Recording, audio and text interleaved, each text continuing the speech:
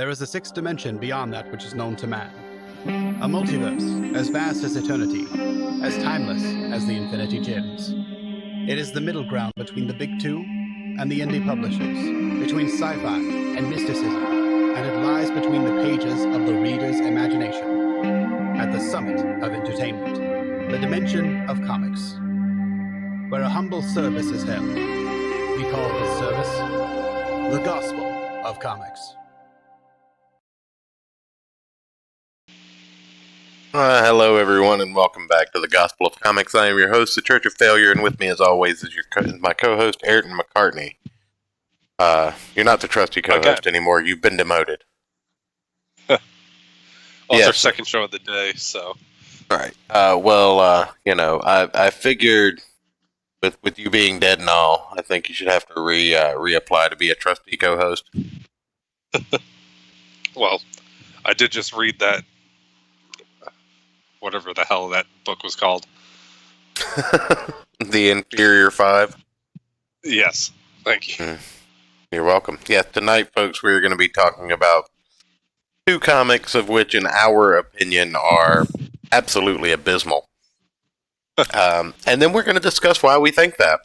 There's also a small news article that I wanted to touch on that I may bring up later on, or we may just, freeform discuss it, however we get to it. But this is the first non-interview show that we've done in over a week. How you doing today, man? Well, said your allergies were giving you some issues earlier in the week. So earlier in the day. Oh no, earlier. Yeah, pretty much all day since I got home from playing this morning. Yeah, it's super annoying. My house is like surrounded by a bunch of random plants, and I don't know which one it is that's setting off my allergies. Well, so I can't really eradicate the situation easily. Well, I will say this much. The weather changing here recently hasn't really done us any favors, especially in the southeastern neck of the continent. Go from it just being abysmally hot and humid all the time to it being cold for like a day and then abysmally hot and humid the next day. Yeah, it's been doing that up here too. It basically assumes that you're either going to catch pneumonia or turn into a hurricane. Either of which I would probably be okay with, because it would mean that I didn't have to go to work next week. What are you going to do? Or, who knows? Both might happen. A hurricane with pneumonia? Hurricane pneumonia. That actually has a ring to it. Oh, doesn't it? I could be the plot line for the new Resident Evil video game. Which, by the way, when you're on the phone and you're spelling something for somebody and you say, like, the letter, like, C as in cat, anytime I say P, I either say P as in pterodactyl or P as in pneumonia, and it pretty much fucks everybody up. So you're the worst kind of person, is what you're telling me. It's so much fun. I just kind of do it just instinctually. I'm just naturally a smartass. I can't help it. And your genetics, you say so. Yeah. Not going to go there. There are too many jokes. But no, we decided this evening that we would, instead of looking at good indie comics, we'd take a peek over at something the Big Two is putting out this week as a number one, and we can't figure out whose selection was shittier. So we hope you guys will help us. We're gonna look through two comics, Spider-Man number 1 by J.J. Abrams and Henry Abrams, I believe. Is that his brother? His son. Okay. Oh, son. The father-son themes in the book, I'm assuming, are supposedly self-insertion reflective devices or something. That would make sense then. But, yeah. And then we'll also be looking at the Inferior 5 by DC. I'm sorry for what you're about to witness, folks. I do apologize. You could blame Ayrton. I asked him what he wanted to look at tonight, and he picked Spider-Man by D. Abrams, and I had to figure out what would be worse than that. In my defense, I didn't think you were going to go along with it. Oh no! I told you. You get to pick. What do you pick? and then you did this to you. You had already read it though, so Yeah, but I had to flip back through it because I forgot almost everything that happened in it. well, I think we'll get into that a little bit in. As usual, we're only going to show about 6 to 8 pages so that we don't just get ripped off the internet. But we're going to be commenting as we go along and trying to explain the story, I guess, if that's possible. I mean, I can sum it up in 2 seconds. But Teen angst. yeah, teen angst because Peter Parker lost a hand and his wife died. Also, Aunt May is a terrible influence. Wheat cakes and shit. Anyway, you pick this. So you get to start this particular show off. You tell me where I need to pick. Guess you need a screen share. Yeah. Son of a bitch. See what I deal with, ladies and gentlemen? Well, well, I mean, it opens with just a black piece of paper. With one single word bubble. Yeah, that just says tiger with an exclamation mark, which, yeah, super. Okay. Do you really think in the midst of what they're showing, the chaos is going on, she would call him by like a cutesy pet name in a panic? Absolutely, in J.J. Abrams' universe. I think you didn't start early enough in on this book. We may have covered this previously, or I may have just like made fun of it on Twitter. But let's look at this cover for a moment. We talked about the cover when they like first released the image of it, I think. Yeah. What the fuck is happening right now in this cover? Like, where's Mary Jane directing Peter? Why is his web red like blood? Where is he aiming down at with his web shooter? How is she just sitting on his knee? Yeah. I'm not okay with anything on this cover. It's all bad. And I hate it. And why is her hair just kind of like casually hanging down? Yeah, I hate it. I hate it so much. I'm sorry. Like, this is a fantastic piece of art. It's better than anything that I could draw. But Marvel Comics is $1 billion a year industry. They can do better. Yeah. I mean, they can just have an editor give you notes on what certain things that they want fixed and use your artwork. I mean, most artists can edit their work. You know, most artists can try again. Yeah. Your proportions are great, whoever you are. I believe Sarah Pichelli, maybe, is the cover artist. I don't know. But it's bad. Don't like it. Yeah, the layout of it is. And this is like, something that. Go ahead. I'm sorry. I was gonna say the actual like acumen of the art is good. It's just the layout and scene placement is horrible. Yeah, and there's no background. Makes no sense. Yeah, there's no background whatsoever. Let's just explain something really quick for everybody who doesn't understand this, because it's kind of an adage that we grow up hearing: don't judge a book by its cover. That doesn't apply to comic books. You absolutely judge a comic book by its cover. That's why 90% of the time, the cover art and the interior art are different. Because they're trying to sell you on the cover, and they're almost promising you something that they're never going to deliver on, which is a quality of artwork that's almost not possible with sequential art. Yeah.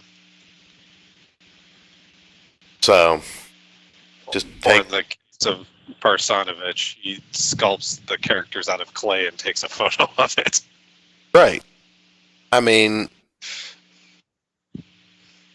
The point is, like, a lot of times the cover is your selling point. People are going to see that's what's going to make them buy a single issue. And this just isn't up to snuff for Spider-Man #1 that you want to sell on the back of J.J. Abrams' name. Either that, or you're assuming that because J.J. Abrams' name is on it, it's going to sell regardless of what a piece of dog shit it is. Sorry, but this is dog shit. Yeah. And where does he get off thinking he can write a comic book? And Marvel hired him just like they hired Zoe Quinn, Ayrton.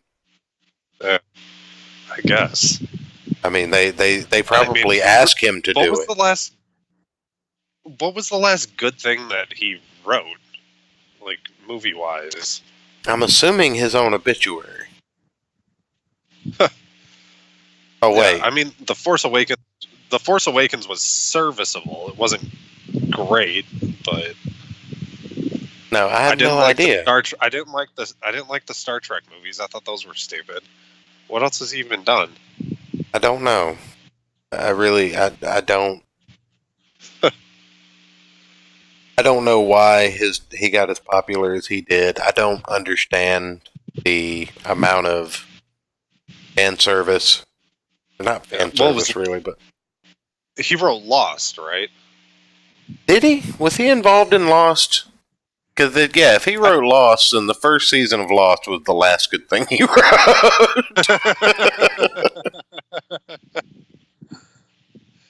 Well, yeah, because his stupid mystery box thing.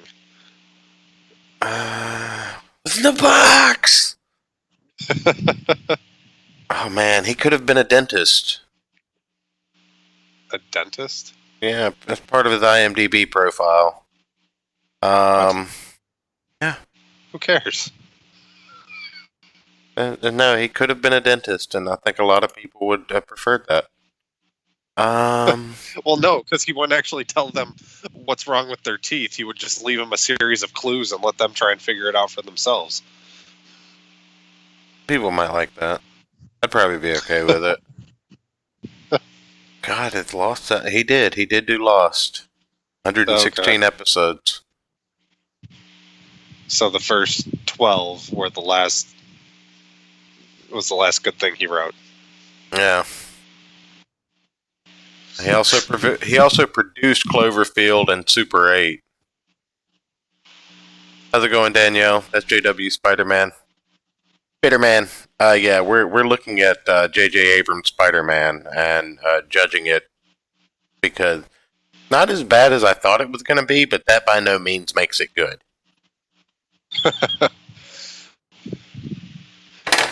So, let's see here. What we got going on? Yeah. Where were we? Yeah. And then...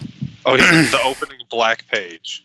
Right. That's where just a black page. Right, this is page 1, Anyways. right here. The digital copy, it shows the cover and the first page. And the first page is a solid black page with a single word bubble of the word tiger with an exclamation point. Now, Ayrton's criticism that you wouldn't use a pet name in a highly critical situation is probably spot on. Even so, you've basically printed a solid black piece of paper with a white oval right in the middle of it. You've stolen a page from whoever paid for this comic book. As the writer, you've stolen a page from the reader. And black ink is always more expensive than the regular colored ones, you asshole. Well, not even that. It's just alright, I'm paying $5 a book for a 24 issue or 24 page comic book. And you're gonna give me... It has the potential to get better. I absolutely agree with you. I don't know. There's so many little nitpicky things about this book that I think that a Spider-Man title deserves better. And as someone who holds the belief that, these legacy characters that have all of this history deserve a better class of writer and talent. They deserve someone who's passionate about writing it. They deserve an editor that looks at the cover and has the balls to say, "This is dog shit. Give me a better cover for this book." The interior art is fine, but they rob us of a full page of it on the first page. Well, it's because the way he wrote it and laid it out, it's like a movie. Like, this is how you would open them. Like, if you were to adapt this to screen, this is how you would open it. Yeah. That's why he did it that way. And I will say that is a fair criticism. Hickman is bad about the blank page thing or blank panels and shit like that. But in defense, I'd say that Hickman has kind of earned his bones as a writer, whereas Abram has not as a comic writer. Yeah. And at least like in House and Powers of X, you get like 3 or 4 pages of secret like white papers and stuff like that. I find those interesting. Right. Like, I love reading those in each issue. Abrams Jr. But no, I don't know. That's just my take on it. And I really don't like the fact that there are 3 blank pages in this book with nothing on them except one word balloon on the first page, and then a 2-page spread of black pages with 12 years later on them. Which, again, I want to show you, but I don't know that I can, because technically that goes against the amount available to use in a fair use situation. I mean, in theory, we could just show, because the 2-page spread, 1 page is all black and the other one says 12 years later. We could technically just show the all black one and no one would know. They would just think we're showing a black screen. Nah, man, it being Marvel, they would totally steal our video. Now, I guess no, that's okay. We can show that. One thing that I do want to point out is this whole. Well, I guess we got to show like what the altercation scene in the beginning is, but there's a lot more to unpack here than that. It just kind of seems like a waste. But basically, like this first little bit, this little action stuff. If there was more of this in it, it probably would have been a little better. Yeah. So, anyway, what's his name? Cadmius? No, that's the laboratory. It's what is it?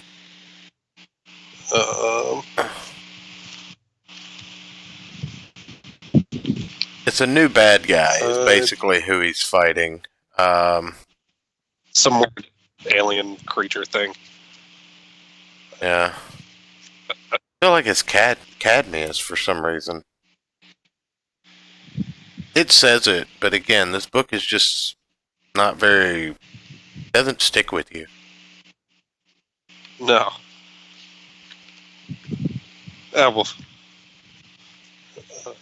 I feel like it was mentioned at some point. Like I saw it, I just don't remember where. He shows back up at the end, like towards. Yeah, but I don't end, think he says his name. His name. Cadaverous. Cadaverous. Oh. We'll pull him up real quick. But yeah, this is probably the most interesting part of the book. But the depiction of Mary Jane, I'm not a fan of it. She just keeps calling him Tiger, which seems forced. Yeah. Spider-Man is absolutely maimed and does what Spider-Man does. That's good use of the character, I would say. But I don't think his plan of attack is very Spider-Man-ish, if that makes sense. Like, he doesn't just run in to get dogpiled and murdered. He would at least try to avoid being immediately killed, I think. Yeah, I would think he would have grabbed MJ and done like a strategic retreat and then come up with a plan and go back in or something. Right. Well, Yeah. I mean, it's obvious that he was trying to make time for her to get away or whatever. Let's see. Just skip it. What really grinds my gears about this is the whole identity of the book is the red herring. It's not really a Spider-Man book about Spider-Man. No, it's not. This is a story about a kid discovering that he has spider powers because he's Peter Parker's, just neglected kid. And like I felt like that was one thing they were trying to get away from when they did away with his marriage the first time, and I hated it, but then dealt with it. Like, why do they keep pulling my fucking heartstrings and changing the character over and over and over again? My spidey sense is tingling. Aliens told me to ignore that. Abrams told me to ignore that. Yeah.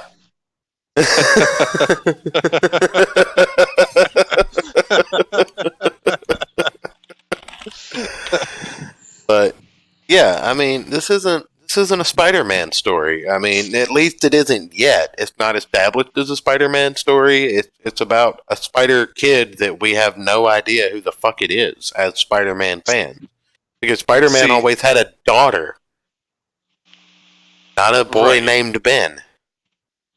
And so the funeral scene. Mm-hmm. Yeah, we're not going to pull that up. Should have ended. Yeah. So it ends showing Mary Jane's, or it doesn't end. It should have ended with this bit showing MJ's funeral and like a news like voiceover thing. Basically that Cadaverous placed hundreds of lives at risk, but I'm quoting a witness, Spider-Man saved us all, he always does. That's how it should have ended the book. It should have been this, the whole thing should have been him trying to stop it, and he was able to save everyone but her, and that should have been the impact of it. Then issue 2 should have been him trying to get revenge or something like that. Now, right, but again, because this is being written by a father-son team, I think SJW Spidey hits it on the head when he says this isn't a Spider-Man book about Spider-Man. This is a father-son book that is written with Spider-Man trappings. Yeah. Because we don't really learn anything about Ben Parker. He's Peter Parker's kid. He's kind of like Peter Parker. Okay. Yeah, like Spider-Man 3 Peter Parker, where he's kind of emo. Yeah. Yeah, he's angsty. He's an angsty Peter Parker. Like, oh, we've got a 15-year-old Spider Kid again. All right. So what? You're going to tell me some stories I've already seen? Like,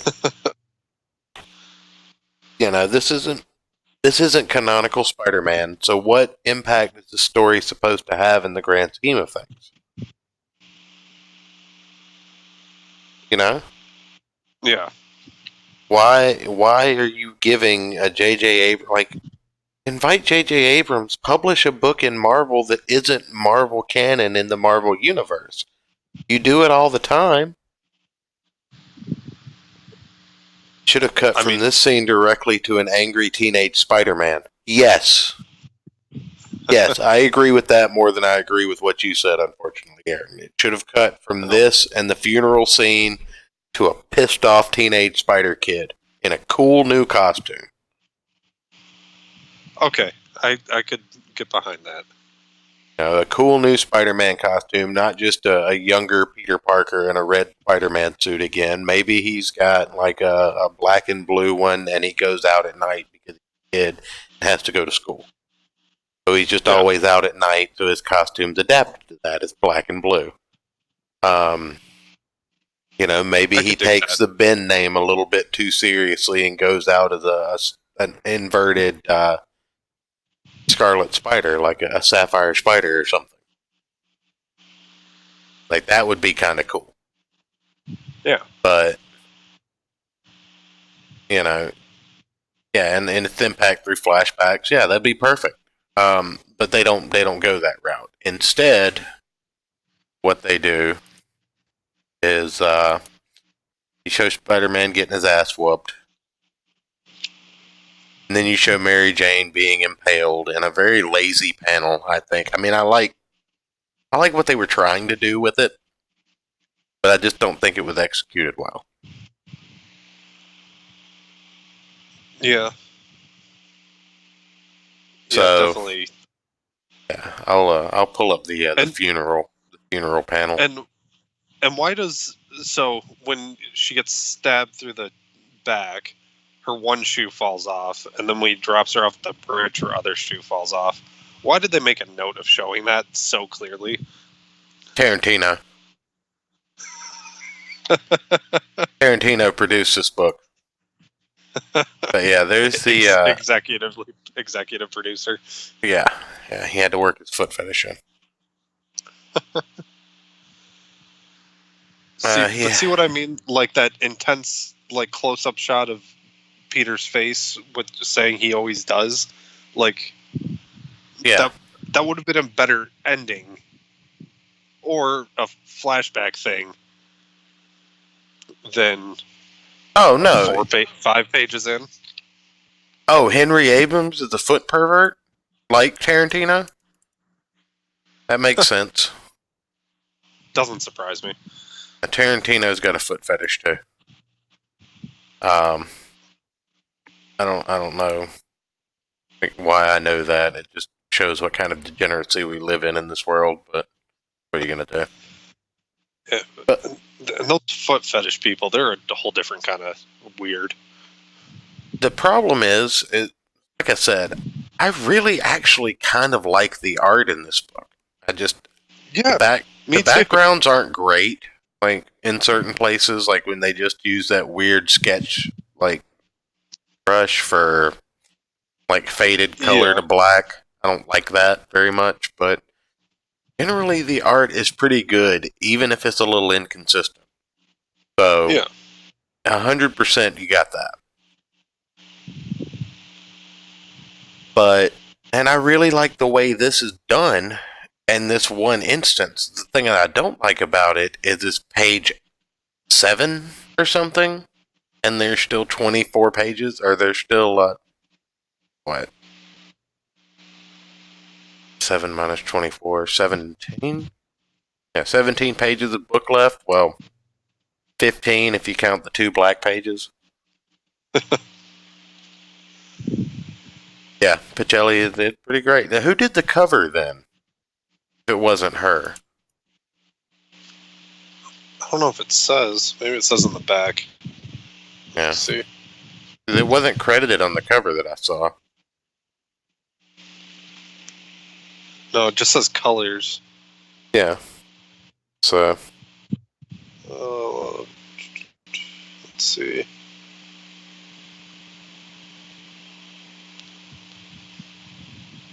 Yeah, we really shit all over that cover. I don't think it's not bad artwork. It's just, it needs an editor. Like, there needs to be somebody with a little bit more of a ball sack going, yeah, we're not printing this. Make it better. Yeah. You know, you've got the right idea. Just help me out here. Make it something that people are going to want to buy. You know, 50% of our audience is never going to crack this cover. I want the cover to look nice. Like, it's almost bad that the interior art is almost better than the cover art, I would say. Yeah, they just have who did the variant covers for it. It doesn't specifically say who did this one. SJW Spider-Man is saying, or SJW Spidey is saying he's 90% sure it's Copiel, Oliver Copiel.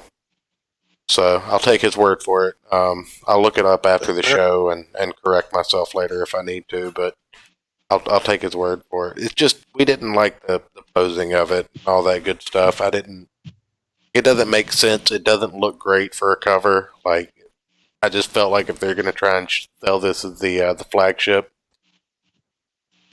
Right. And Danielle's saying the cover needs to draw people in, and this one doesn't do it. It doesn't do it for a lot of people, and it's just weird. Like, it's very awkward art. It's not bad. Yeah. Like I said, it's better than anything I could do. but it's just not good. Anyway. Yeah.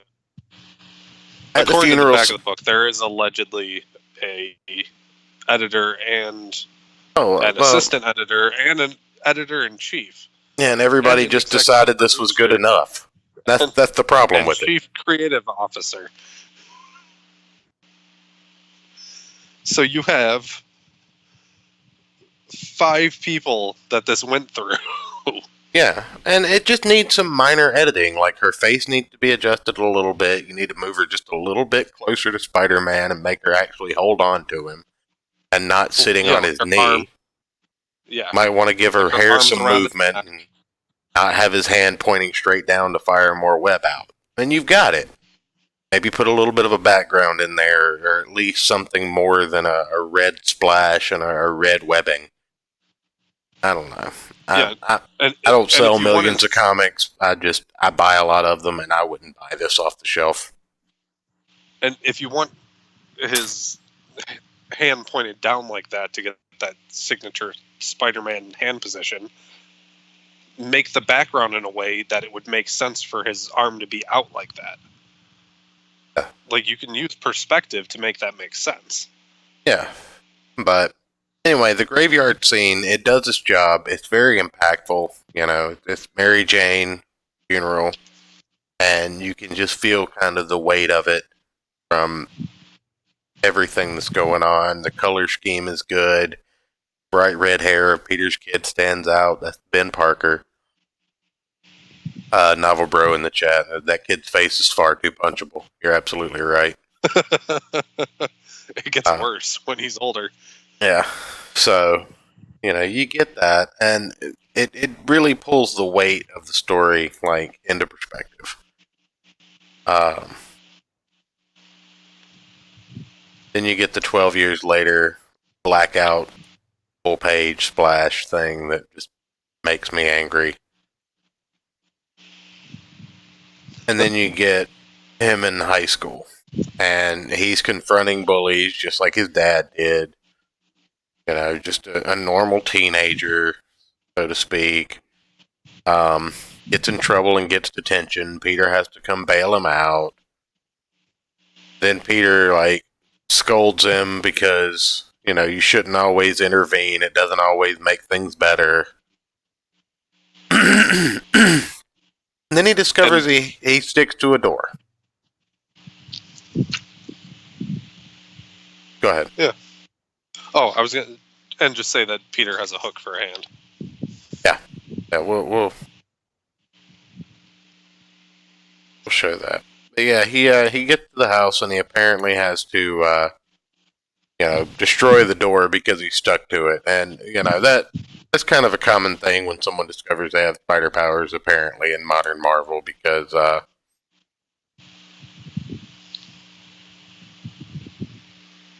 yeah, full pages for scene transition, just like Papa Abram does in his movies. Yeah, and you know, if I'm spending $5 for a comic book, I don't want 3 full pages to be nothing but black ink. And I don't give a shit what kind of statement you're trying to make. Just give me my fucking book. Those 3 pages could have been very valuable to the story. Yeah, But, you know, like actually showing us how Peter defeated the alien creatures. right. Or explaining to us what Peter's been doing for the past 12 years instead of just focusing on, like, 8 pages of his kid being a shit in high school. Yeah, well, there's a press pass on the dashboard of his car in one of those images. Yeah, exactly. You get a panel explaining what Peter does for a living still, instead of, instead of actually seeing what the hell he's doing. You just kind of get it in the dialogue. Yeah. And one thing, let's just take into consideration, we got 1, 2, 3, 4, 5, 6, 7, 8, 9, 10, 11, 12, 13, 14, 15, 16, 17, 18, 19, 20, 21, 22, 23, 24, 25 word balloons over the 2 pages. There are 10 panels on those 2 pages. Yeah. Now, one thing I will give them that big, like when the argument escalates, I did kind of like how they made the balloons kind of overlap so you couldn't finish reading what each one was saying. No, I did. You know, Yeah, the like you were placement of kind them. of like, Placement of them is good. I feel like it's very. I don't know. It's very dependent on all these words. Just not doing its job yeah, telling it with the artwork. Like they're not letting the artist have the freedom to express all this shit when it's just being said. yeah. I just wanted to point out that one panel in particular. Yeah. I do like how they did that. Yeah, I would have. Like it felt like you were listening to two people actually argue and shouting over each other. I don't disagree with you. Yeah, I did like that. Well, personally, I just think that argument in that one panel could have been better served as a page. Yeah, you know, as a page. trade out one of those black pages. Right, exactly. That's what I was getting to. Is just, you know, instead have this argument take place over a page, and let's see the range of emotion cross both of these people's faces.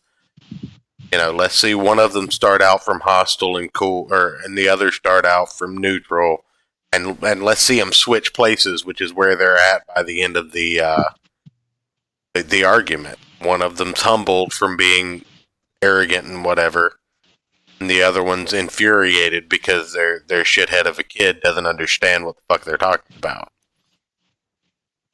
Yeah.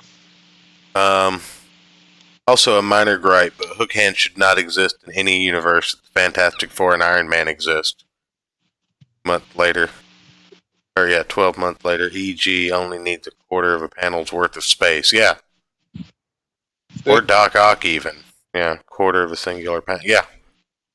Yeah, you could have used that as a word overlay on an image. And yes, there should not be. Definitely Peter Parker shouldn't be walking around with a fucking hook for a hand.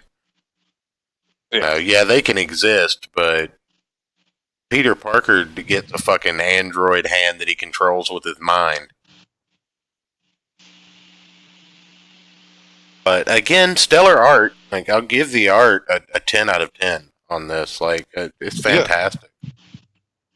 Consistency could use a little bit of work, but all in all, I'm good with it. So,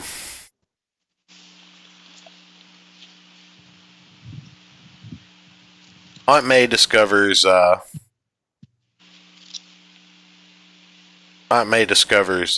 Ben here has started developing spider powers by the end of the book, and that takes another 5 pages to work through. And she sends him up to the attic to unpack his dad's old things and find the Spider-Man costume. That's why I said Aunt May is a bad influence at the beginning of this review. But, I mean, all in all, they've got an interesting premise here, but I don't know if this story is best suited for Spider-Man. You know, maybe this is a better story for Reed Richards, who has traditionally always been a father and has a very problematic mutant son. This is...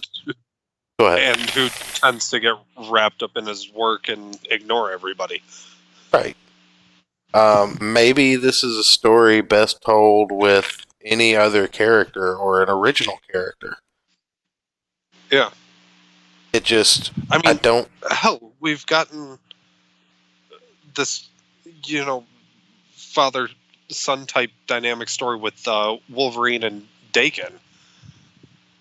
Yeah, but that wasn't great. Like 15 years. No, but I'm just saying.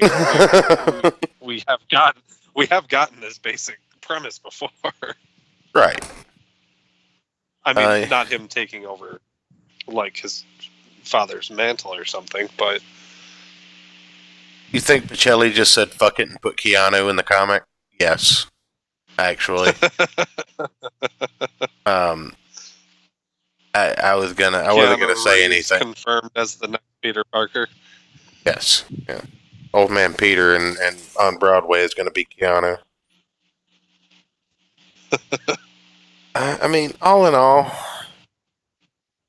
I'll buy and read this series if it pans out. I don't I don't understand it. Like, this has no impact whatsoever. Why not let him write 5-issue arc of Amazing? You know what? Why not let him write anything else? You could get this father-son dynamic from Odin and Thor, for fuck's sake. If that's what they want to do. Just, I mean, why Spider-Man? Especially because, again, Spider-Man, when he has a kid in stories, typically a daughter, Mayday Parker. A character that some people, like myself, are already invested in. Why give us another character that we might not like? Right. And I already don't really like him. What happens if the Naruto runners open up a dimensional doorway to Asgard? Blood for the Blood Gods? Yes. DeFalco already did this perfectly. Yeah, Tom DeFalco. I'm not sure what you're referencing there, but Tom DeFalco is pretty fantastic in most of the things that he accomplished. But, I mean, all in all, this was so underwhelming. It wasn't terrible. Like, it wasn't as bad as the comic that I sent you. Well, see, the thing with the comic you sent me is not only was the writing bad, but so was the art. Oh yeah, he wrote the M2 Spider-Girl, right? He did do that. I just remember when he was an editor for a while. I know he wrote a bunch of fantastic shit, but yeah. It's been years since I wrote those. They just still hold a special place in my heart. And Marvel's... Was it Marvel? No, EarthX, rather, had Spider-Girl in it as well. He also... who wrote J2? Because that was another good one. The Son of the Juggernaut. Who was actually a mutant. It was kind of weird. I really liked a lot of the M2 stuff because I was a younger kid back then. You know, I was an early teenager kind of person. And all of these stories were aimed at capturing a younger audience because, you know, that's one thing that I harp That's what on. You need to do. Yeah, that's one thing that I harp on. Like, those got me more interested in comics when I was kind of falling out of it. Like that's something that used to happen a lot with major publishers. Oh yeah, no. We talked about Jack's comic. I'm not a fan. I mean, we can review it if it comes out in 2019 or 2020. We can review it as one of the front runners of the worst comic of the time. Jack Posobiec comic. It's fine that he's unlikable as long as he's relatable. Yeah, but they could have taken. I counted at least 6-7 pages and built him up more than they did. Like, this comic is it's underwhelming. It feels like it's stretched for time. It's not even a good trailer. Well, the first 5 pages are. I'll give you that. But, you know, the rest of it. As an issue 1, I feel like that's the trailer for the entire series. And if this is what's in store for us, I'm not about it. Like, one more page. You know, one more page is you have Ben Parker looking at this suit, and he puts it on, and he's out his window with a web shooter, because we've already seen that he's daring and brave because he took on a bully twice his size, and he already knows he can stick to walls, so he assumes he has spider powers, I'm sure. But yeah, he puts a suit on and jumps out the window and swings up just strikes a pose, and that full page splash is the last page you see. One more page, and that sells the book. But instead, we just have him looking at it. We don't even know what he thinks about this, even though it's pretty obvious that he's Spider-Man's kid now that he's stuck to walls and ceilings. Yeah. Hey, at least he doesn't have to go on Maury and find out if he actually is the father. By issue 3, this could be good, but the problem is that people will stop ordering it and buying it at issue 2. Yeah. Well, you know what really sucks about this? So I wasn't planning on getting it, but they had it like on one of those counter displays as I was checking out, and I was morbidly curious. So I asked the guy, I was like, "Have you read this yet?"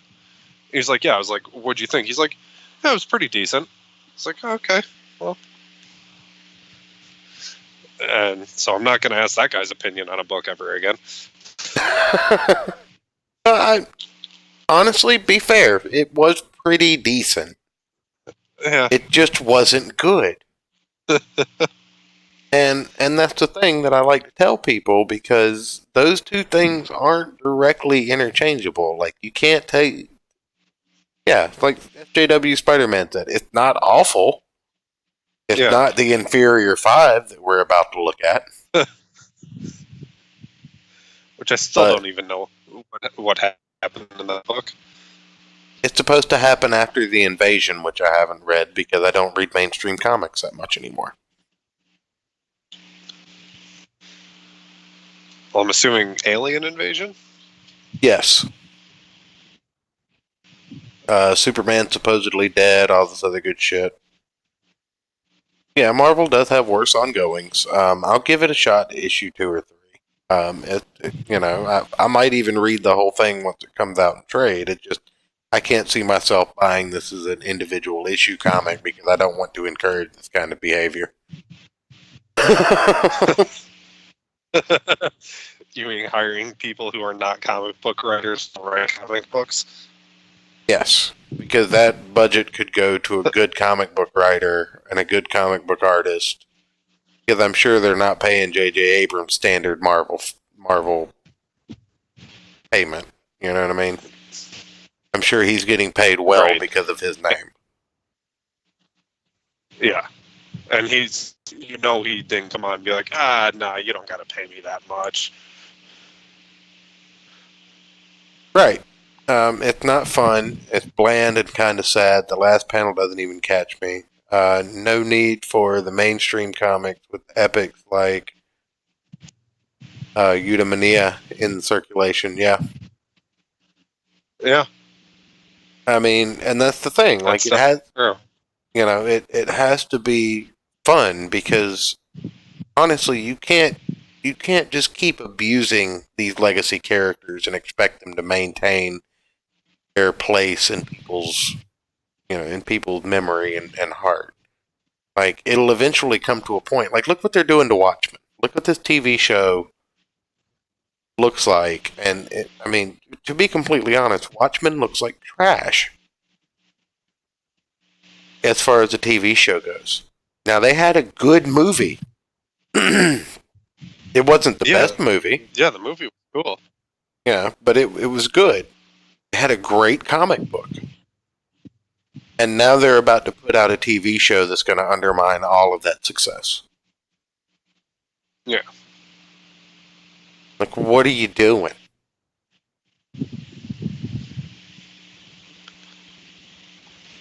So, yeah. I mean, and then they're going to be asking for bailouts from the government, like the banks and the auto industry did.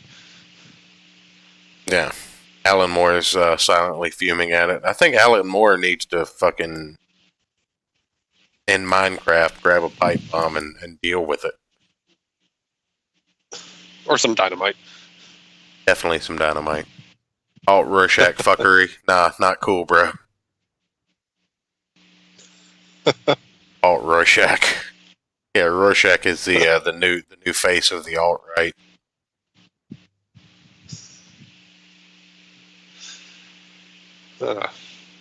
So our second show Second show today, and we're already going to be Nazis again. I mean, what else are you gonna do? Yeah. So, Inferior 5: Chaos in the Wake of the Invasion.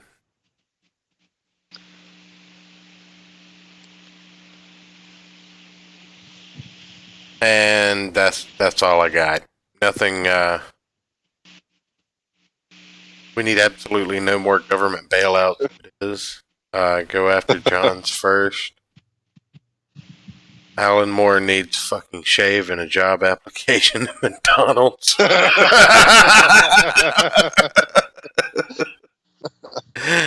Jesus Christ, Novel Bro, don't hold back and tell us how you really feel. That's fantastic. It's fucking savage. Oh, Jesus. Like somebody said the other day on Twitter that George R. R. Martin needed a fucking membership to Jenny Craig and some Slim Fast.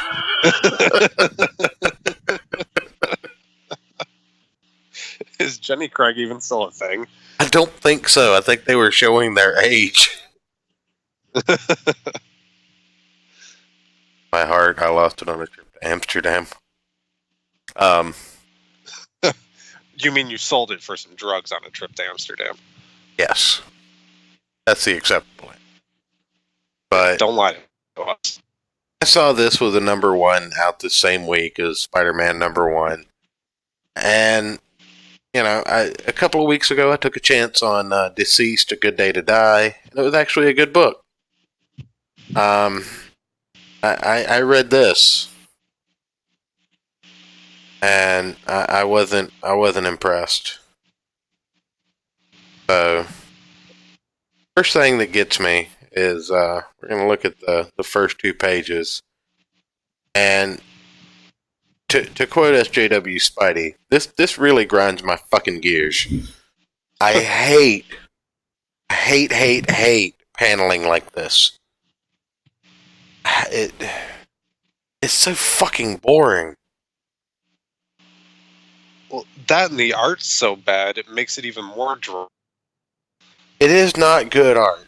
Not for a professional DC book. Now, I get that it's a minor, like, bottom tier title, but the reason it looks like a cartoon. It looks like a Nickelodeon cartoon from the 90s. Right.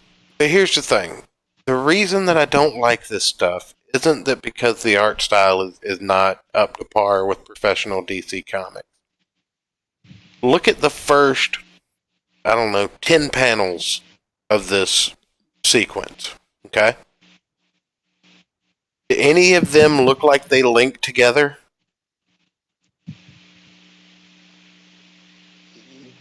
Vaguely, because it shows this character running through mud, and then there's mud on their leg. No. I'm saying, do they look like they link together like the last 2 panels of the second page does?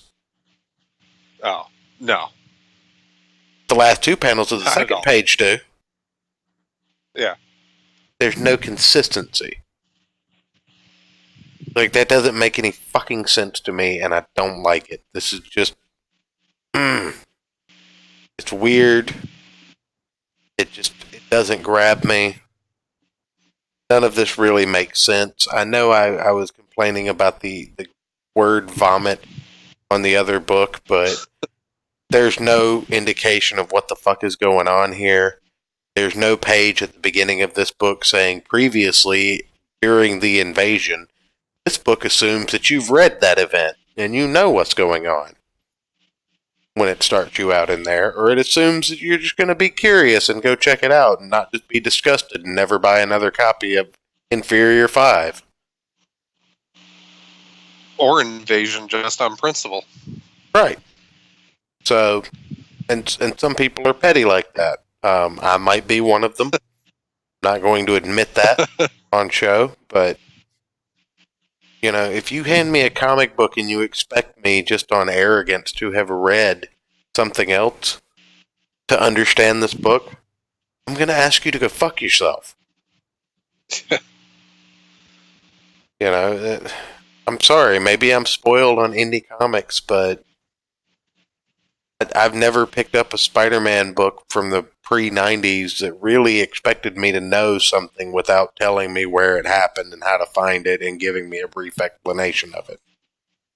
Yeah. There Well, even they even Go ahead. in the amalgam event, they even put that stuff in to fake things that never actually happened. Right. Like, it was just assumed that you would put that stuff in there. Nowadays it's just no, they don't give a shit if you read it, the Invasion. You definitely read it because you buy all our books, right? Because we're not failing, we're doing great. We're shipping so many units to the direct market. But it ends up in a panel. The whole 50 titles. Anyway, Yeah. sorry. It says, "Welcome to Dangerfield, Arizona. Population," and the population has been X'd out with a red X, and obviously we're to assume that that has something to do with the character wearing a bag and a red X over his head. Who keeps saying a nursery rhyme over and over for all of his dialogue. Mm-hmm. Yeah, the only thing he can say is a kitten and mitten nursery rhyme, and I gotta admit, that is pretty creepy. That was kind of a good literary choice. Yeah, it was creepy. But yeah, as the artwork goes, like I don't know, I would expect better. But this is by Keith Giffen, Jeff Lemire, both on plot, pencils, and script. Michelle Delic as inker, hi-fi colorist, Rob Lay letterer, Giffen delete, and hi-fi as the cover. So Lemire did a variant cover. There were other variant cover artists. And then one funny thing about it is Joey Cavalieri is just listed and credited with no respect. I thought that was pretty funny. The bottom credit on the third page. Second or third page. Yeah, something like that. Where all the artist and writer credits are. You're introduced to this character. Do we learn his name? I don't think so. Let's see. I think that. Yeah, I don't think we get his name. I think the alien referred to him as like 5.6 number something. Yeah, something like that.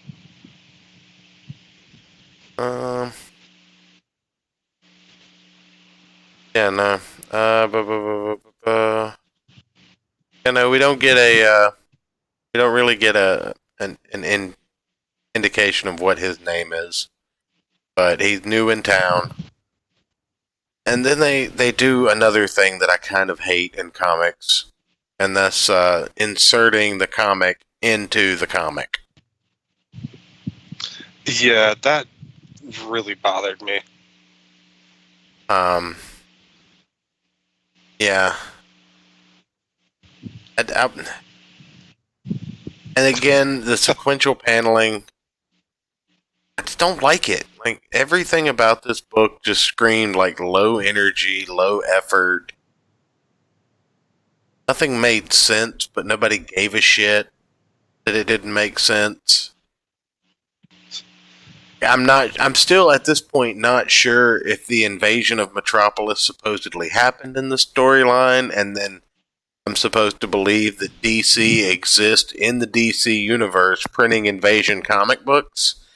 Like, I'm not sure where I'm at, because there's even a reference to pulling Doom Patrol for this character who looks like a Karen in training.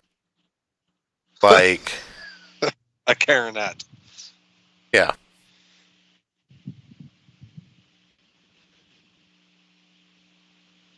Not a good link except for the last two panels. The last two panels, one picture they cut in half, yeah. I like Deceased so far too. I like Deceased A Good Day to Die because I read Deceased A Good Day to Die and I didn't read Deceased, the first one. So, I didn't read the first 4 issues of Deceased before I picked up A Good Day to Die, but I was still able to pick up on what the story was based on the information they gave me in the book. This story, not so much.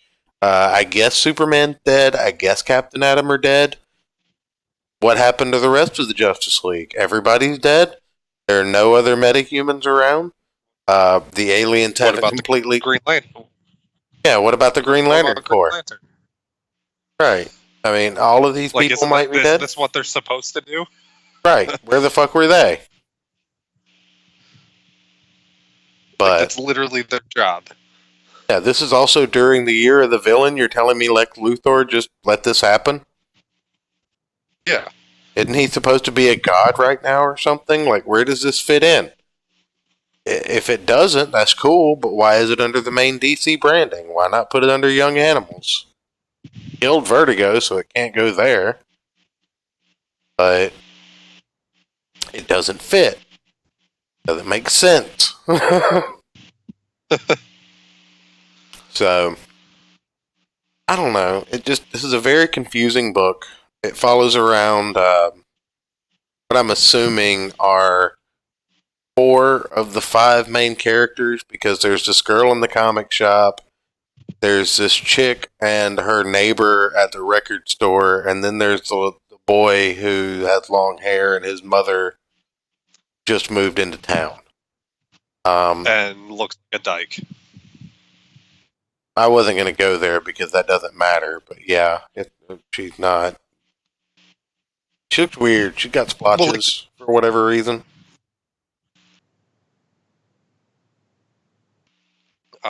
But like, they purposely drew her, looking like an SJW, like a Trigglypuff or something. Oh yeah, everyone in Like, this wow. book is kind of drawn like that. You got a long-haired, low-T kid. You got a Karen in training at the comic store arguing with the owner of the comic store and critiquing him because of his bleeding or whatever. Standing there like she's owed something. It's just very cringy. And I apologize to Ayrton, but not as much as I apologize to myself for making us read it. But Fair enough. yeah, there are.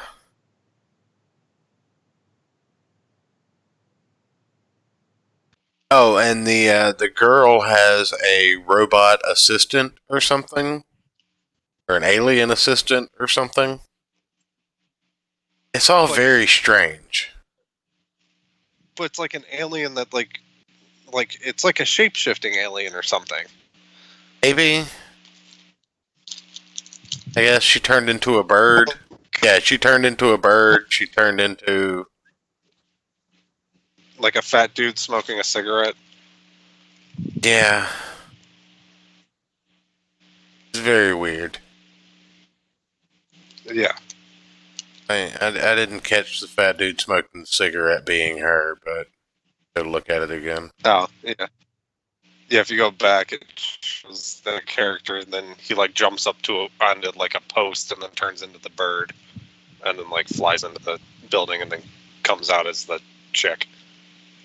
Well, I didn't know that was him. I looked back over those few panels like 4 times before I understood it. So Oh no, he's an agent. She's the one on the perch. That's Smoking Larry. oh, Okay, yeah.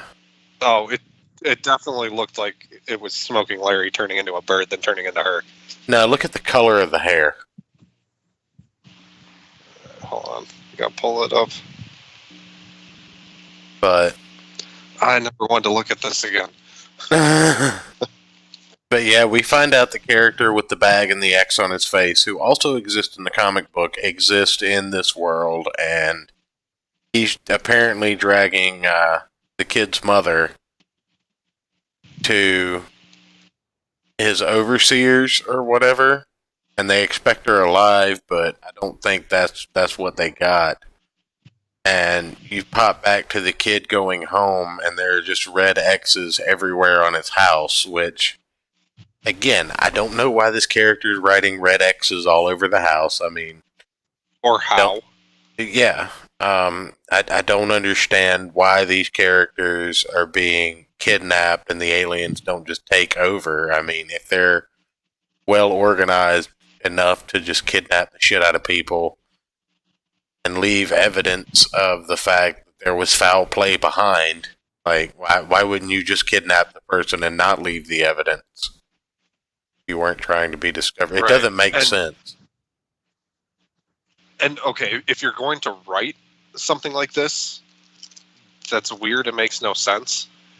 At least make it amusing. Like, instead of red X's all over the walls, why not just the walls are covered in a bunch of drawings of red dicks?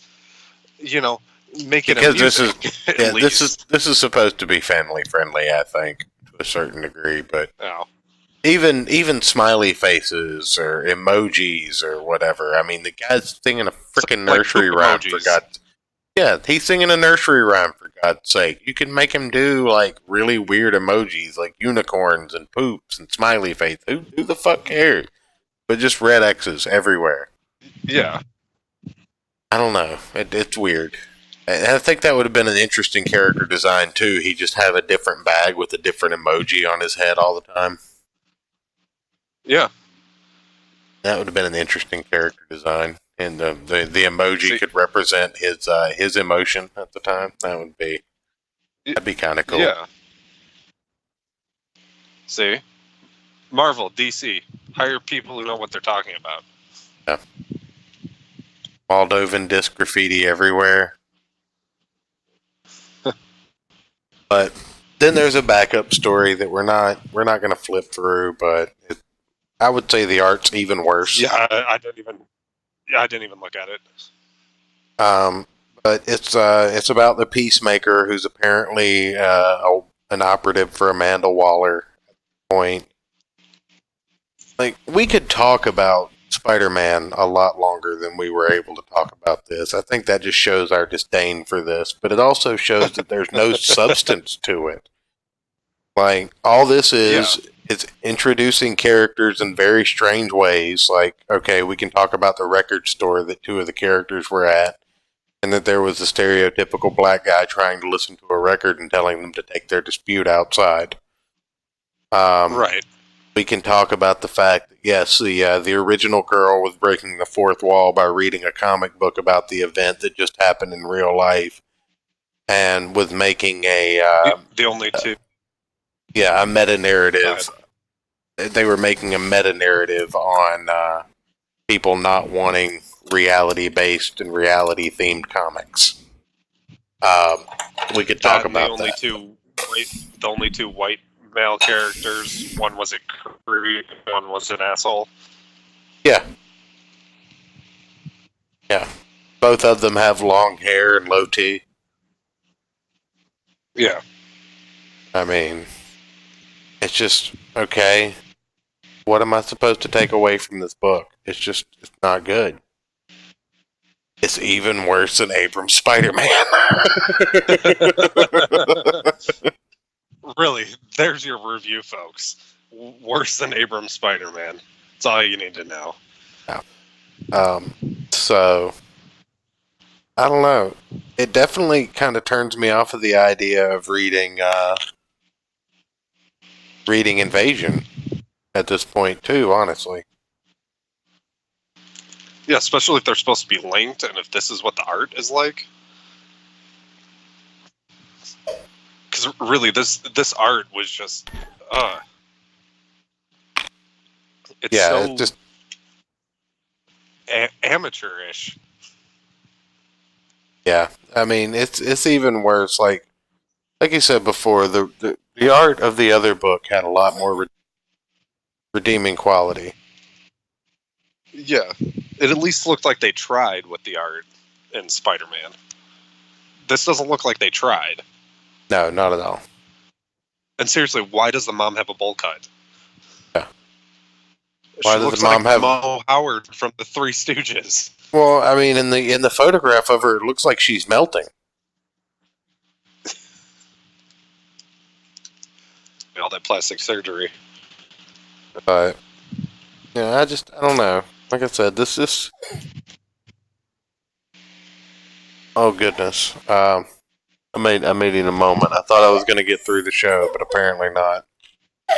Uh-oh. Yeah, take the microphone for a moment. All right. Yeah. Let's see. Any of you guys saying anything entertaining in the chat before I go on complaining about the art in this book? All right. Well, yeah. This, like, the thing that really bothered me about the art specifically was the fact that, we've been as you guys know, we've been talking to all of these indie creators over this past month. And according to the big two, these guys would be the amateurs, but they're putting in the effort, getting amazing artists, taking time to plot out and have their stories plotted out. If any of you who tuned in earlier today, he said he has enough story for 20 issues. So why can't these two large companies go through and I'm back. do the same thing? Okay. What were you talking about? I was Were you blackfilling our chat? comparing. Yes. Okay. Scarlett Johansson as a dick. No. No, I was comparing all of these creators we've been talking to and to what we've seen in these two books today, and how the big two would call them, the indie creators, the amateurs, and how they're actually putting forth real effort and trying to actually make a good product that people want, was basically what I was saying. SpongeBob So many SquarePants asked if gospel comic leans towards conservatism or neutral. It's kind of a double-sided question. As far as what I like in my comics, I don't want any kind of politics in my comics that aren't self-satirical. But because we both love Trump Space Force. But yeah. But as far as, in my own personal worldviews, it really depends on the issue, I would say. I'm not really for the social justice movement or the idea of someone being guilty until proven innocent in our modern day society based on who accuses you. I'm not really for all that, but I think shitheads are shitheads, and regardless of what side of the aisle they fall on, and I don't want my comic clouded with a bunch of political BS, so take that for what you will. And I'm basically a radical individualist and don't like any form of group identity. It makes me uncomfortable. So, thanks, Joji. Very cool.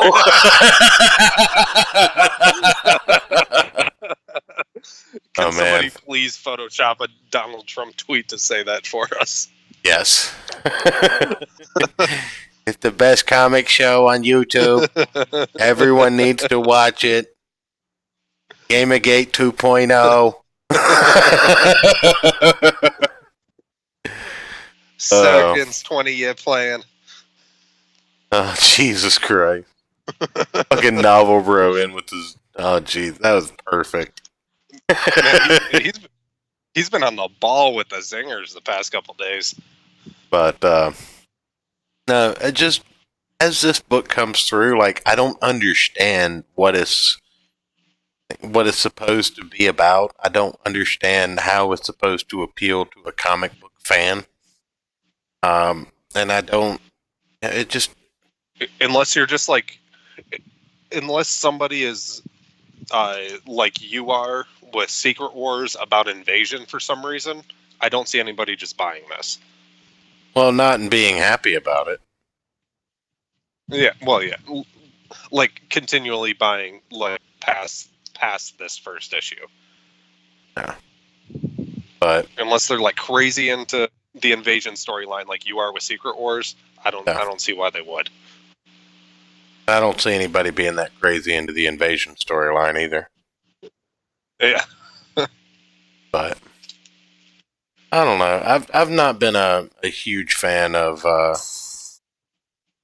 any of this auxiliary material for any of these kind of, I don't know, ongoing or mini series or anything like that they've been putting out ancillary to these events. Like Absolute Carnage, there's a dozen tie-ins to it already, and I'm just so sick of it.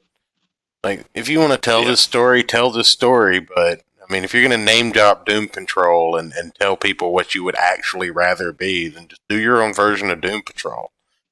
Crowdfund it and let's see how many people you can get actually interested in your story instead of putting it out through a publisher that you're basically walking off the name of. Well, and that goes back to what I was saying, talking about the indie comics is, for the most part, when you're backing these books, you're getting a whole complete chunk of story. And you kind of get a sense of what you're getting into based off of the descriptions and the art that they showcase on their pages and stuff. Well, and the accessibility of the artist and writer. Yeah, versus this. Right. So, I don't know. Like I said, you have a solicitation you can read, which is maybe 3 sentences. There might be a few pre-release articles, but really I can't say that there's any kind of expectation that anyone knows what's going on in the book before they buy it to read it anymore. Jesus, novel, bro. Sorry.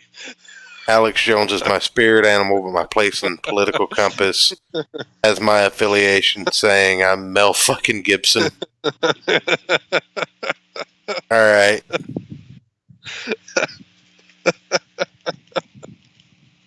Alright. Yes, we're not as right-leaning as Novel Bro, apparently. But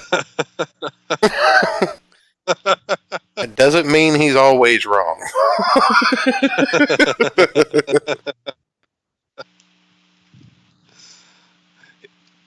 Novel Bro's so right-leaning, he's a fan of doing The Stranger with his left hand. Ooh.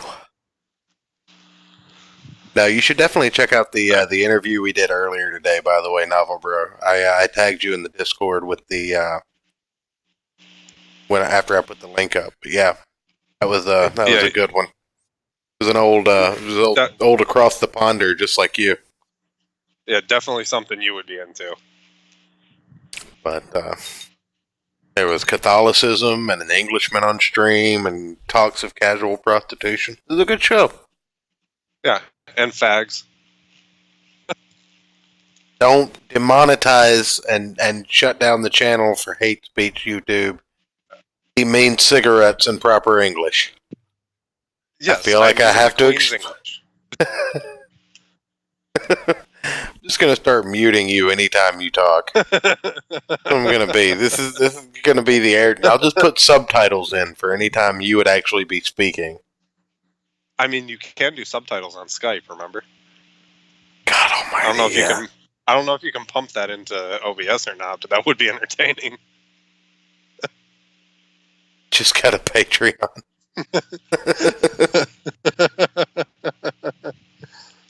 I actually have a Patreon. I don't know if anybody knows that or not, but there's a Streamlabs link down below, and there is a Patreon that I haven't put the link throughout yet. Yeah.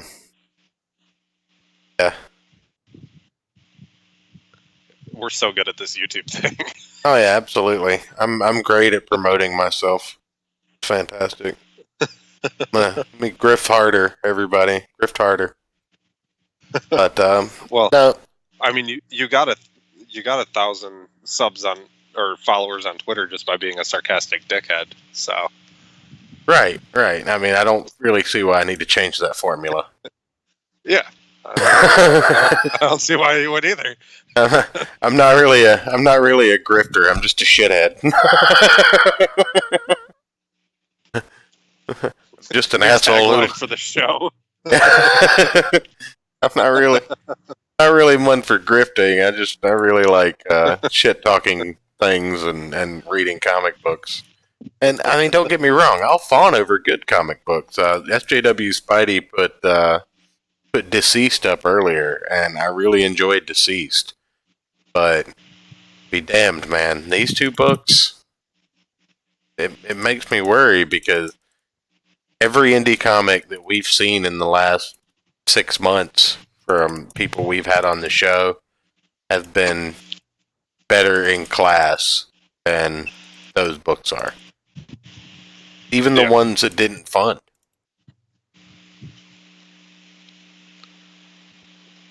Yeah, which, you know,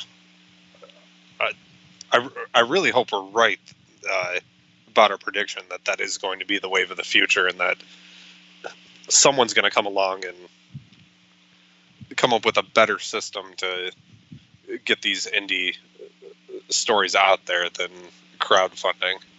I would really be interested to see what kind of effect having a distribution model like Alterna Distribution would mean for the indie crowd-funded comic scene. Because I'm going to be frank here. Not in regards to the trade paperbacks that are coming out, but a lot of the single issues are going through the Alterna Print partnership and being printed on newsprint. And then if they start going through the Alterna distribution model, to get that set up, then technically that would make Peter Simeti the godfather of indie comics. Like, he would be the Don of indie comics. Which, and kind of okay with that. Yeah, me too. So, I'm down with it. Yeah. But, I mean, if anybody's going to do it, might as well be him. Yeah. Yeah. So, I wasn't able to find the tweet that I was mentioning earlier, but I did want to bring this up on stream before we go silently into that good night, because we're going to close up shop a little bit earlier tonight, I think, since we had the earlier show, and well, I'd actually like to get some sleep instead of being awake until 2 or 3 o'clock in the morning. And I just want to say, I have no idea what he's about to bring up. So oh no, I cannot be held liable for anything that I say. Well, that's actually, that's not the case. Everything that I'm about to say has been fully endorsed by Ayrton McCartney. And it's all his idea, actually. He was at Area 51 this weekend. It's cool. I so wish I was. I was looking at the pictures and videos. It's like a fucking rave down there, wasn't it? It's great. Yeah. They decided to turn it into like a festival, Burning Man type thing. Yeah. Yeah, which is amazing. Yeah. I so wish I would have gone. No shit, right? I mean, the festival that was lit by a helicopter.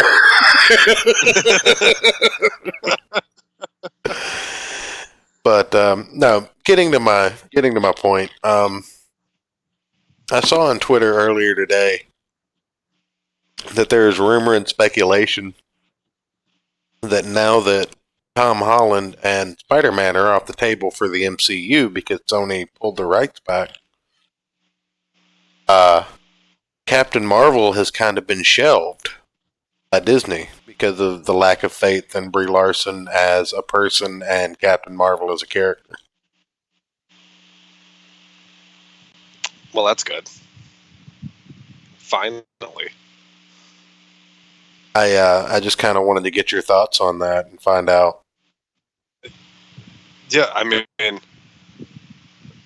I kind of had a feeling they were going to do that after watching Endgame. Well, I feel like... because all the press stuff leading up to it, there was so much talk about her and how she's going to be I Yeah, remember she's them so saying she was gonna be powerful. a big part of it.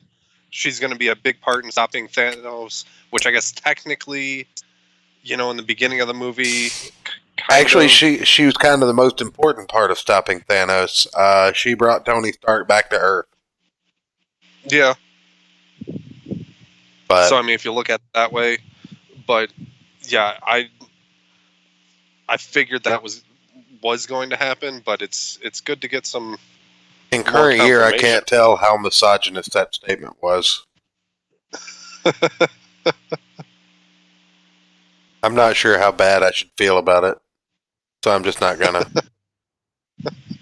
Novel Bros statement or mine? No, mine. No, the one that I made. She did the Oh. most important thing in the movie. She brought the man back to fix the problem. I was like, there's been a few statements in the last 30 seconds. Which one are you referring to? And but yeah, I thought it was funny because they made mention in the article that the MCU's plan to essentially invigorate the franchise for modern viewers or whatever was to make her relatable by pairing her with Peter Parker. Yeah, that wouldn't have worked. It had a better chance than them putting out Captain Marvel 2, I think. But that doesn't even make sense to pair those two together. They're No, completely opposite. Like, she's a cosmic character and he's a street level hero. Yeah. Yeah, I know. It doesn't make sense. Right. Right. It's like a bad buddy cop movie where it's just like Superman and Nightwing teaming up, which actually happened in the comics. Yeah. I was about to say it would be like them making a Thor and Ant-Man movie, but that would actually be pretty cool. I would love that. And probably I would be really funny. enjoy that. Yeah, that would actually be Fat would Thor actually and be really confused. No, give me Fat Thor and old Ant-Man. Everything about that just seemed like it would be awesome. Like, give me the adventure. with confused Scott Lang in the back. No. Confused Scott Lang is the old guy Ant-Man. Like, here's how you set the movie up, right? Oh, okay. While they're testing the time travel thing in Endgame, when the Hulk sends Scott Lang back and he comes back as an old man, during that time where he's an old man, he actually had an adventure with Fat Thor. And that's the story you tell. And he's still confused about everything. Right. Because it's only 2 weeks ago, but he's an old man because the Hulk botched his shit. Right. But yeah. Okay. I would totally be down with that. And then the after credits. That was a bad example. Yeah, the after credit scene would be Scott Lang being pulled back to the present right after they complete their adventure, and then being sent back 3 seconds later to the other side of Thor's feet as a baby.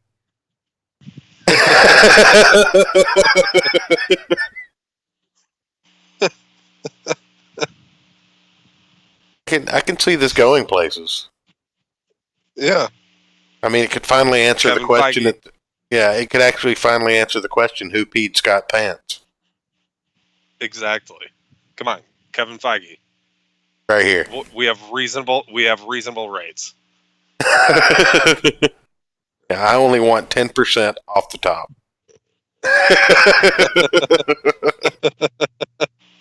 You can just transfer it to my Cayman Island account. Pledge it to my Patreon monthly. Just go ahead and streamlab me that shit, Kevin. Oh, more shows like this, please, from Novel Bro. Yeah, we enjoy doing these. We don't get a chance to do them as often, but we probably will when the boom kind of slows down a little bit and creators, start spacing their projects out a little more. We had a little influx because I offered to take some of the guests that were trying to get on the Sweetcast so that Clint could do his videos, and As I'm happy to have any and all guests because I really do enjoy learning about these projects that they're putting up. Like that wasn't a ploy or anything. I really do enjoy getting the first-hand information from these products because, joke's on you guys. Some of these guys get famous. This will be where they got their start. So I just need one of them to get famous now. Yeah. So we'll just I play was on this show with these two alcoholics.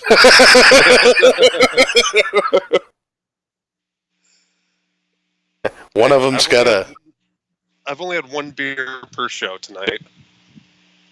Oh well, I've only had one pint of scotch per show. Not really, not that much, but I've been nursing the same pint through both shows.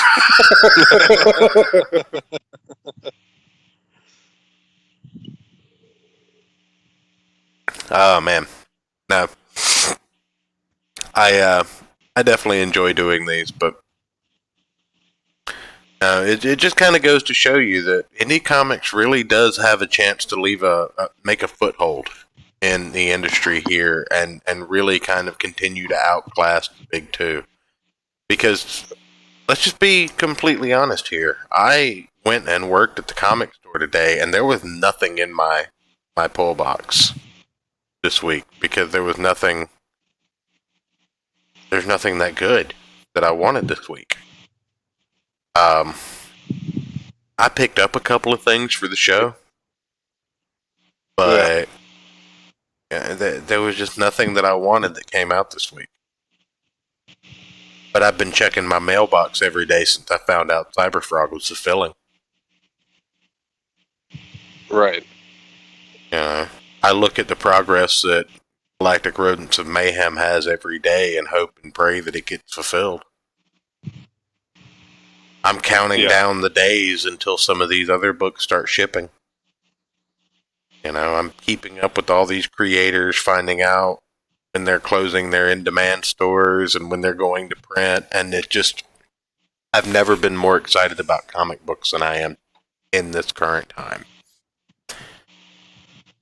And that's really the telling thing. Right. Well, I mean, it's a 30-year fan of the industry, someone who's never been away from comic books for more than a few months because of financial hardship. Yeah. And I've never just given up on comics. I've been too poor to afford them a lot, but I've never just walking away from the hobby. Walking away from Magic a dozen times. I've sold out and bought more collections than most people will ever imagine people having. I've traded more money in Magic cards than some Wall Street guys selling stocks. But cardboard rectangles, man, they'll ruin your fucking life. Kidding, card games are fucking expensive.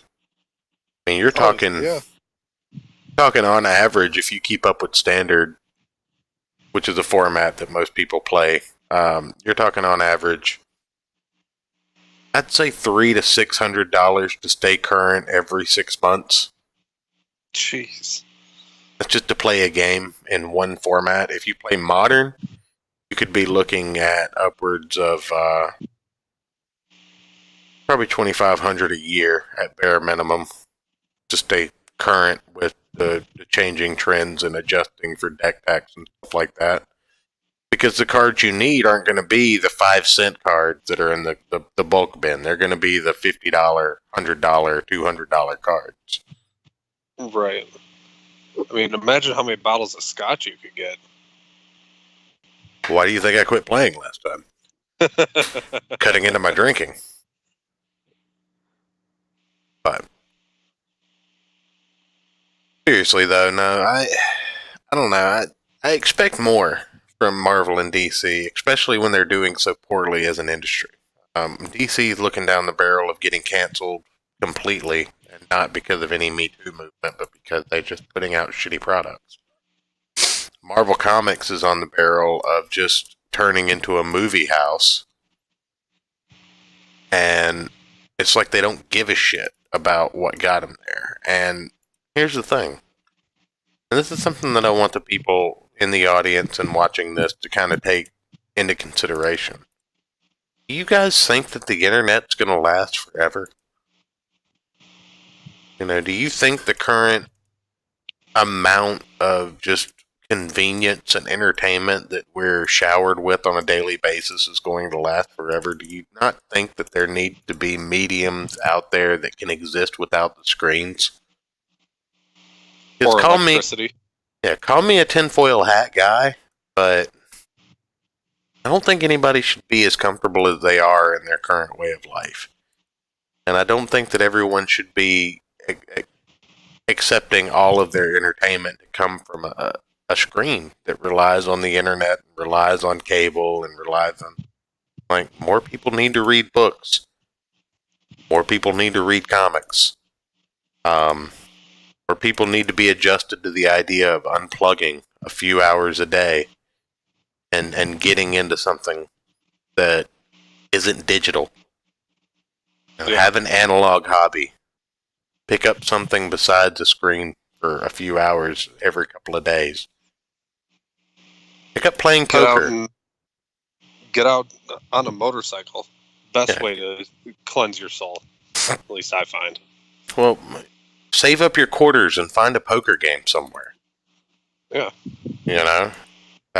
Pick up a game of a board game night with some friends. Go on I think it's shop.dickshow.com. Is it no, shop.thedickshow is the link. Let me make sure, because one of those is porn.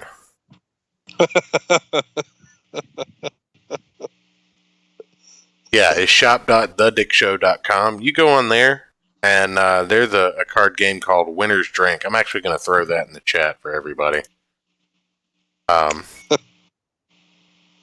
Winner's Drink is a card game, and it's kind of like Cards Against Humanity, or Apples to Apples, except instead of having response cards, you just have to have, you know, teach your fams the hustle. Yeah. But yeah, you know, anyway, Winner's Drink is it's one of the only drinking games where winners get to drink, like the name says. Because drinking games where the losers get to drink is bullshit. Quote Dick Masterson, 2018.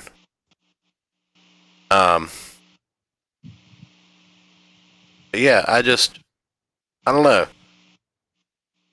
It feels like the comic books are a lot more important to me than they are a lot of people. And I get that because I've been around them my whole life. And they were influential on me coming up. And I get that there have always been bad comics that weren't meant for me. Or, you know, I wasn't their target audience. But two books we looked at. When consistently the two biggest publishers release crap. And when they release when the worst books in the industry today are coming from the two largest and most successful publishers, there's a problem in the industry. When the best book coming out are from people who can't get jobs in this industry, it's a fucking travesty.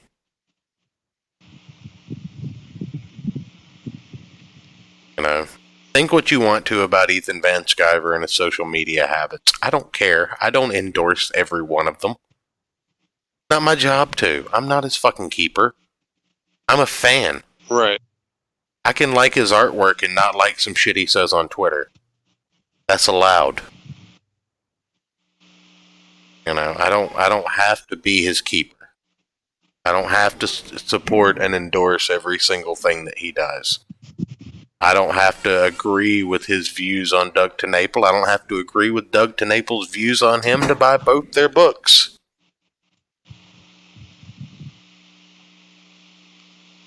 You know, and I think that's another part of the problem, just in general, is oh no, so and so has these political or views or whatever, so now I have to hate everything they do or have ever done. Right. And that's not what this is about. This is about funny books. Yeah. This is literally about books that people used to call funny books. Like, people call it the funny pages. It's because it was the comic strip page. Well, they would call comic books funny books because they were the funnies in book form. I mean, you're taking something that literally has the surname Funny Books so seriously, and you're beyond help. I can't do anything for you. There's no help in that. I'm sorry. It's not that serious. It's supposed to be fun. And when it stopped being fun, then we should all stop doing it. And that's one of the reasons that I don't want comic books to ever not be fun. One of the reasons I don't ever... Like, some of my favorite things that we've read for this show, the Hamsters, obviously, Chew, Unit 44, those are all ridiculous. Yeah, they're a lot of fun. There's no political message. They're just ridiculous. They're fun. They're creative. They're charming even, and sometimes can even hit you emotionally in an unexpected way. And right. That, to me, those are some examples of the epitome of what comic books are. Right. Well, it's a medium that is not meant to be taken seriously, but has the potential to tell a serious story. And, right. Do I think that Cyberfrog is going to be directly translatable to a Saturday morning cartoon for a 7-year-old? Absolutely not. I believe there will probably be some adult themes in there. You might even be able to get a hint of Ethan's political leanings from the book if you look hard enough or if you inflect hard enough on it. But do I think that it'll be a political book? Absolutely not. Right. Do I think that it'll be a serious book, quote unquote? No. Yeah. I think it'll be a lot of fun, and I think it'll probably be one of the better comic books that I've read this year. Yeah. That's just me hoping, but... We got an idea of Don Chin's political leanings from reading the Hamsters before we ever talked to him. Yeah. But, we also, in that, you have to take the era into consideration, because... Well, yeah. The thing is I think Ethan actively tries to keep his personal politics out of things. But like I said, when you got the idea of, Rainbow the Brute, that's pretty on the nose. It doesn't mean it's not going to be fun. Yeah. But when you have a creator like Doug TenNapel, you can't separate Doug TenNapel from his religious and political leanings. It's just not happening. But that doesn't mean Earthworm Jim is going to be a raging, right-wing Republican with a, MAGA hat on.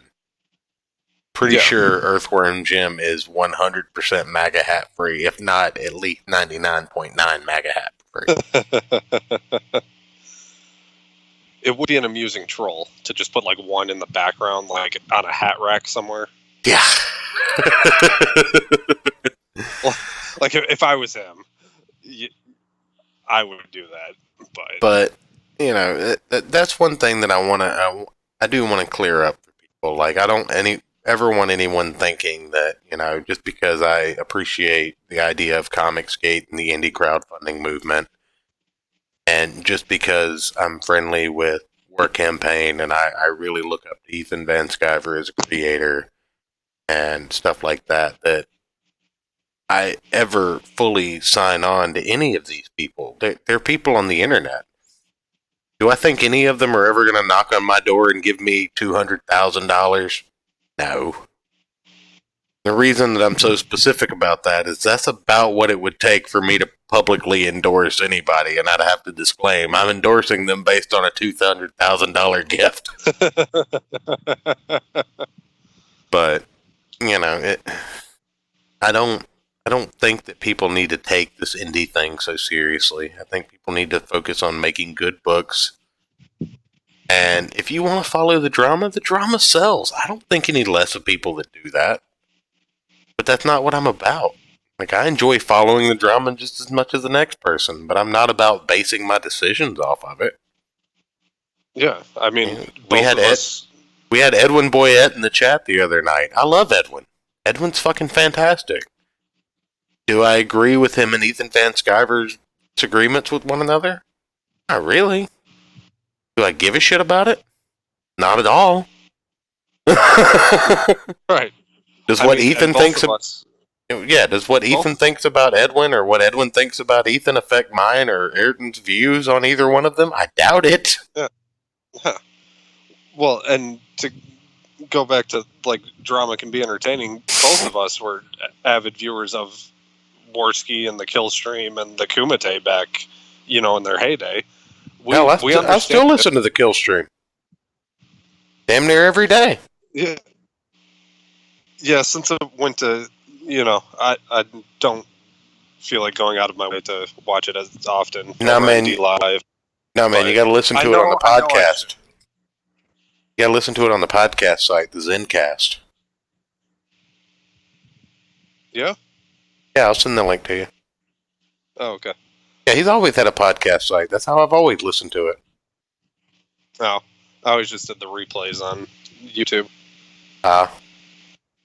But no, even with those guys, I don't 100% agree with them. And this is all kind of going back to the SpongeBob SquarePants question earlier of where my political ties go. I've never appreciated the current leftist mentality of victimizing everything, like playing the victim of everything. You start having cry-ins over a political decision. Like, nobody cried when Obama was elected, even if they didn't like him. I voted for Obama. Nobody cried when Bush was elected. I 100% agree, SJW Spidey. I actually drank for Ralph on his birthday. I was the designated drinker. But, no, I don't know. I think people need to enjoy their hobbies. I think people need to take things less seriously. And, you don't have to agree with me. If you disagree with me, I'd love to know why. I'd love to talk to you about it. I mean, if you're just going to call me a stupid drunk and say that, you can't come up with an original thought, then that's your opinion, man. But if you want to have an actual discussion about something and you don't agree with me, I'd love to have you on to talk about it. But this whole taking everybody at face value and basing your opinions off the opinions of the people you orbit, never been a good look for anybody. Yeah. These people don't, when they have hundreds of thousands of people in their audience, they love every one of you wholeheartedly. I'm sure they do. But they don't represent you.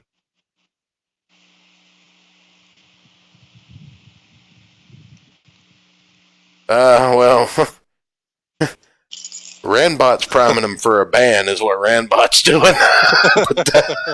but I think everybody knew that. I actually have been really appreciating Bibble on the show a lot more recently. Like, he really does bring an element that I felt like has been missing since Dan's been gone, and that's kind of the laid back, kind of monotone, neutral party in the midst of things. Like, he's a professional shit poster, of course, but Bibble's commentary has been much welcomed by me. But anyway, that's another topic. I think that's about it. I've been reminiscent long enough. I think it's probably a good spot to sign off, unless you have any final thoughts. Not really. Right, SJW Spider-Man. I vehemently disagree with Doug TeNapel, and I still like him. There you go. Exactly. I think that's the easiest thing in the world to do. I grew up with Earthworm Jim. I'm not going to start hating Earthworm Jim because I don't agree with Doug TeNapel about his abortion or gay stance. Like, do I think him and Ethan could have handled their beef privately? Sure. Do I think they had the right to handle it publicly like they did? Abso-fucking-lutely. Do I have to like it either way? Not at all. Does it fucking matter to either one of them? Probably not. It's amazing that as a human being I can understand that. Yeah, EVS was a dickhead to me in person back in 2010. Right? You know, maybe he was having a bad day. I hate that happened. I'm not going to tear up my copy of Cyberfrog over it.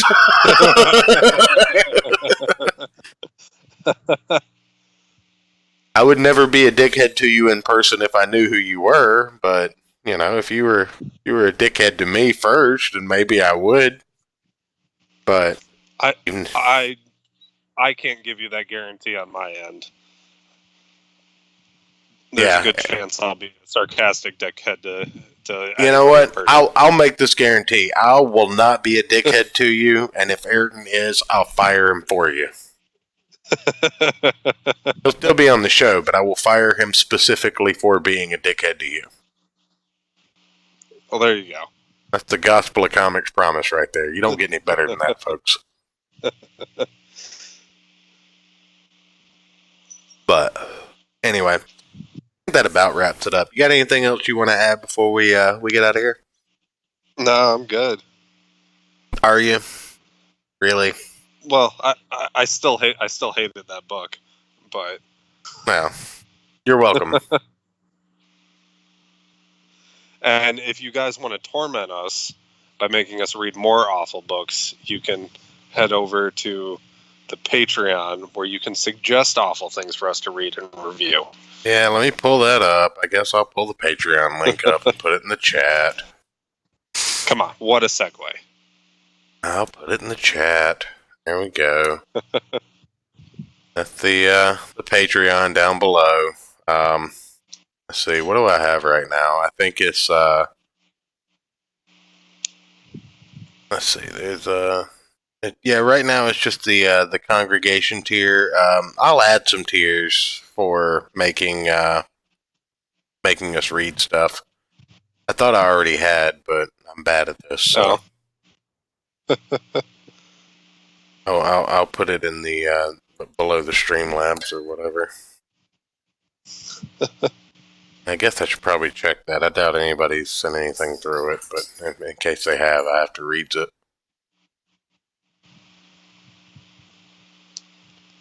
Uh-oh. Yeah, I guess I should start looking at that now. I'm so bad at this. I don't know why I'm such a fucking boomer. No, okay, nothing yet. Alright, we're good. Okay. Alright. It's that. Speaking of Cyberfrog, real quick, you guys read the 90s stuff. I have read 3 or 4 issues of it, the ones that I was able to get my hands on, but I'm going to wait and read the entire compendium of stuff that he puts out. Like, I'm going to buy the hardcover version of Cyberfrog when it comes out, and I may have to buy it for Ayrton too as his second payment for doing the show, even though we don't make any money. So, no, I haven't read enough of it to be, I don't know, comprehensive on it, but I'd like to. Those are just really expensive books now.